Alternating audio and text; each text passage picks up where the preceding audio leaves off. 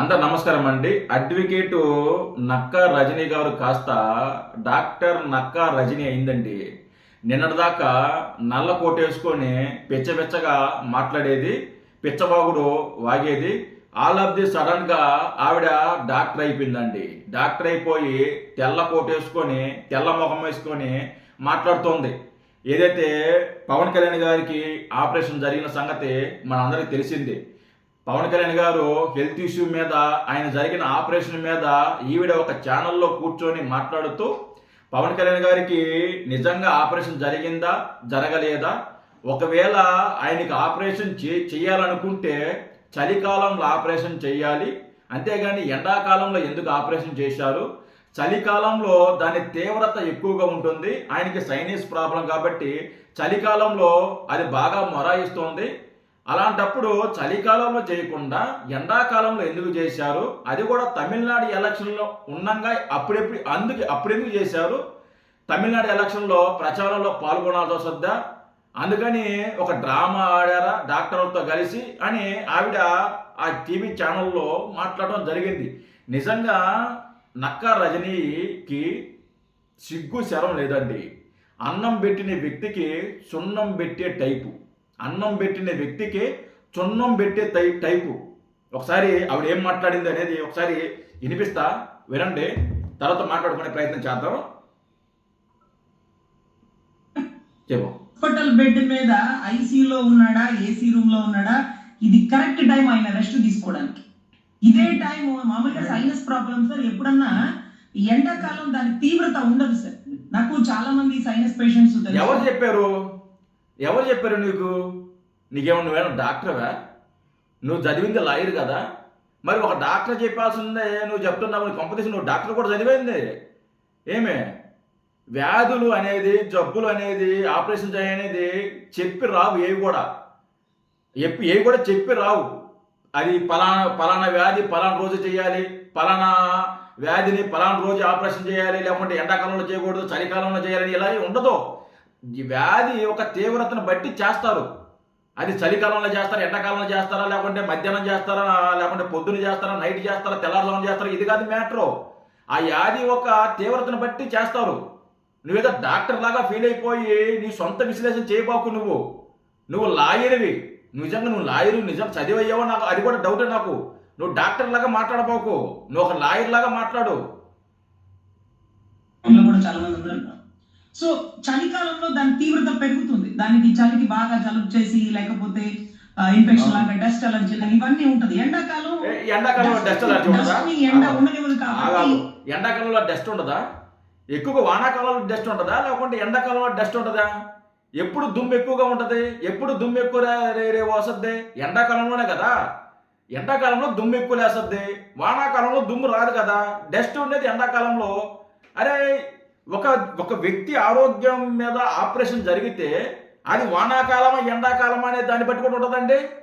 నాకు తెలియగలుగుతాను.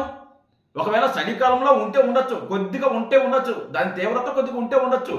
అంత మాత్రం ఎండాకాలంలో దాని తీవ్రత ఉండదు అనేది అబద్ధం. అది ఖచ్చితంగా ఉంటుంది, అది ఎవరు చెప్పారు నీకు?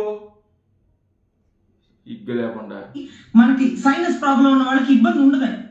కానీ ఈ టైంలో డాక్టర్స్ ఎందుకు రిఫర్ చేసినారో నాకు తెలియదు, కానీ చాలా కరెక్ట్ టైంలో రిఫర్ చేసినారు సార్.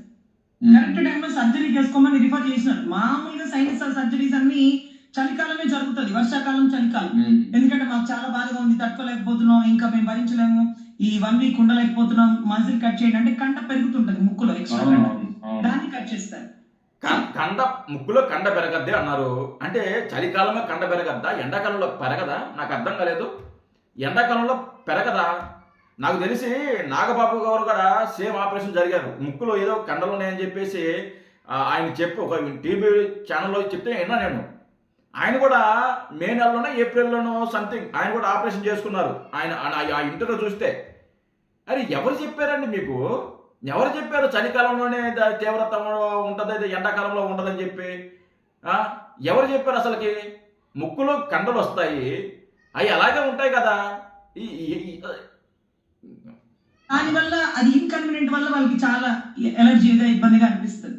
సో ఎనీవే డాక్టర్ గారికి మనం స్పెషల్ థ్యాంక్స్ చెప్పుకోవాలి పవన్ కళ్యాణ్ గారు ఈ టైంలో సర్జరీ ప్రిఫర్ చేసినందుకు. లేకపోతే ఎండాకాలం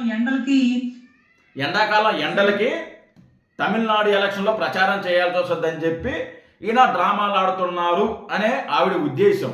ఆవిడ చేత ఈ వైసీపీ నాయకులు జగన్మోహన్ రెడ్డి మాట్లాడటం జరిగింది. నిజంగా రజనీకి సిగ్గు శరం లేదు. నిజంగా చెప్తున్నా, సిగ్గు శరం అనేది లేనే లేదు. అసలుకి రజనీ అనే వ్యక్తి ఎవరికి తెలియదు. పవన్ కళ్యాణ్ గారు ఎక్కడో ఉన్న వ్యక్తిని పవన్ కళ్యాణ్ గారు తీసుకొచ్చి పదవిచ్చి ఆవిడని ఒక స్థానంలో కూర్చోబెట్టి ఆవిడికి ఒక గుర్తింపిస్తే ఈ రోజున పవన్ కళ్యాణ్ గారి ఆరోగ్యం మీద కూడా ఆవిడ మాట్లాడుతుందంటే ఎంతకంటే కృతజ్ఞత భావం లేని వ్యక్తి ఎవరైనా ఉన్నారంటే అది నక్కా రజని. కొంచెం కూడా కృతజ్ఞత భావం లేదు, కొంచెం కూడా విశ్వాసం కూడా లేదు నీకు. నక్క కంటే దారుణం నువ్వు, జిత్తులు మారి నక్క కంటే దారుణం. నిజంగా రజనీ గారు ఈ వీడియో మీరు చూస్తారని నాకు తెలుసు, ఈ వీడియో చూస్తారని నాకు తెలుసు. మీకు నిజంగా సిగ్గు శరం ఉందండి? నాకు తెలియక అడుగుతున్నా, నిజంగా సిగ్గు శరం ఉందా? నీకు నిజంగా ఒక సిగ్గు శరం ఉంటే పవన్ కళ్యాణ్ గారు మంచి కోరుకొని వ్యక్తి అయితే నువ్వు పవన్ కళ్యాణ్ గారు ఈరోజు ఈ పరిస్థితుల్లో ఉన్నప్పుడు ఆయన మీద ఇలాంటి కామెంట్ చేయడం అవసరమా? ఆయనకి ఆపరేషన్ జరిగి హెల్త్ ఇష్యూ వల్ల ఆయన బెడ్ మీద ఉంటే ఈరోజు టీవీ డిబేట్లలో కూర్చొని ఆయన ఆరోగ్యం మీద నువ్వు తప్పుడుగా మాట్లాడుతున్నావు, తప్పుడు సమాచారాన్ని ప్రజల్లోకి పంపిస్తున్నావంటే అసలు నువ్వు మనిషివేనా? నాకు అర్థం కాల. నువ్వు అసలు మనిషివేనా? సిగ్గు శరం ఏమైనా ఉందా నీకు? అసలు నువ్వు ఎవరు? నువ్వు అసలు నక్కా రజని అనే వ్యక్తి ఎవరు? అసలుకి ఎవరికి తెలియదు. ఈరోజు నువ్వు టీవీ డిబేట్లలో పిలుస్తున్నారు అని, లేకుంటే నీ గురించి మాట్లాడుతున్నారు అంటే దానికి కారణం ఎవరు? పవన్ కళ్యాణ్ గారు కదా. పవన్ కళ్యాణ్ గారి జనసేన పార్టీకి, జనసేన కార్యకర్తలు, జన సైనికులు లేనిది అసలు నువ్వు ఎక్కడున్నావు? అసలు నువ్వు ఎవరు? నువ్వు నీ కథ ఏంది? అసలు నువ్వు ఎక్కడి నుంచి వచ్చావు? నీ స్థాయి ఏంది? నీ బతుకేంది? నీ వ్యవహారం ఏంది? నీ బతుకు, నీ స్థాయి, నీ వ్యవహారం ఏంది? నీ బతుక్కి, నీ స్థాయికి పవన్ కళ్యాణ్ గారు ఆరోగ్యం గురించి మాట్లాడే స్థాయి అనేది ఇదే నీకు స్థాయి? నీకేమన్నా కృతజ్ఞత భావం ఉన్నా, లేకుంటే నువ్వేమన్నా నిజంగా మనిషి అయితే పవన్ కళ్యాణ్ గారు ఆరోగ్యం గురించి నువ్వు కామెంట్ చేస్తావా? ఏంటిది? చెన్నైలో, తమిళనాడులో ప్రచారం చేయబట్టద్దని చెప్పేసి డ్రామా ఆడుతున్నారని చెప్పి మాట్లాడుతున్నారు. పవన్ కళ్యాణ్ గారు తమిళనాడులో ప్రచారం చేయాల్సిన దానికి డ్రామా ఆడాల్సిన అవసరం ఏమొచ్చింది? పవన్ కళ్యాణ్ గారు తమిళనాడుకి వెళ్ళి ప్రచారం చేయమని ఎక్కడ కూడా కూటమి నుంచి అఫీషియల్గా కానీ ఎక్కడ కూడా లేదు. పవన్ కళ్యాణ్ గారు వెళ్ళొద్దు అని చెప్పారంట. పవన్ కళ్యాణ్ గారు వెళ్ళమని చెప్పలా. చంద్రబాబు నాయుడు గారు వెళ్తారు, ఆయనకి చెప్పారు ఆయన వెళ్ళమని. ఆయన చంద్రబాబు నాయుడు గారు వెళ్ళారు, పవన్ కళ్యాణ్ గారికి చెప్పలా. నిజంగా పవన్ కళ్యాణ్ గారు తమిళనాడులో ప్రచారం చేయాలనుకుంటే దాని మాత్రలో లేకపోతే ఇంకోటో వాడుకొని ఖచ్చితంగా ఆయన ఒక రోజు 2 రోజుల ప్రచారం చేసి ఉండేవాడు, ఖచ్చితంగా చేసి ఉండేవాడు. పారిపోయే వ్యక్తి అయితే కాదు. పారిపోయే వ్యక్తి అయితే తమిళనాడుకి వెళ్ళి తమిళనాడు రాజకీయాల గురించి ఆ మధ్య ఎందుకు మాట్లాడతాడు? అరే నీకు ఏమన్నా సిగ్గు శాలం ఉందా? నాకు అర్థం కాల రజనీ గారు. కొద్దిగా కూడా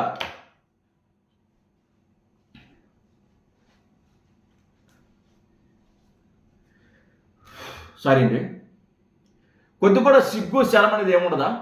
కొద్ది కూడా నీ స్థాయికి, నీ బతుక్కి నువ్వు పవన్ కళ్యాణ్ గారు ఇంకో రకంగా పవన్ కళ్యాణ్ గారిని విమర్శించాలంటే విమర్శించుకోవచ్చు, తప్పలేదు.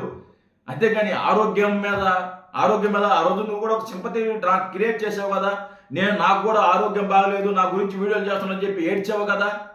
నీది ఆరోగ్యం, పవన్ కళ్యాణ్ గారిది ఏంటిది? నీలాగా పవన్ కళ్యాణ్ గారు మనిషి కదా? నీలాగా పవన్ కళ్యాణ్ గారికి హెల్త్ ఇష్యూస్ రావా? లేకుంటే ఇంకెవరైనా రావా?